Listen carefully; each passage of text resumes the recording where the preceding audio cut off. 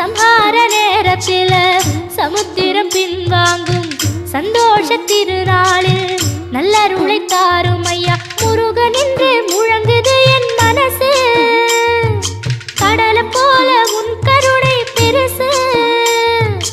உப்பு காத்து ஊத காத்து சுட்டும் கடலு கரைய பார்த்து சத்தியமா கோயில் கொண்ட சுப்பையா எங்க குப்பத்துக்கு குலவிளக்கு நீ ஐயா. திருச்செந்தூர் ஆண்டவனே வேல் முருகா தினம் உனக்கு நன்றி சொல்வோம் மால் மருகா. திருவடியில் தவம் இருப்போம் திருமுருகா. தீர்ப்பெழுதி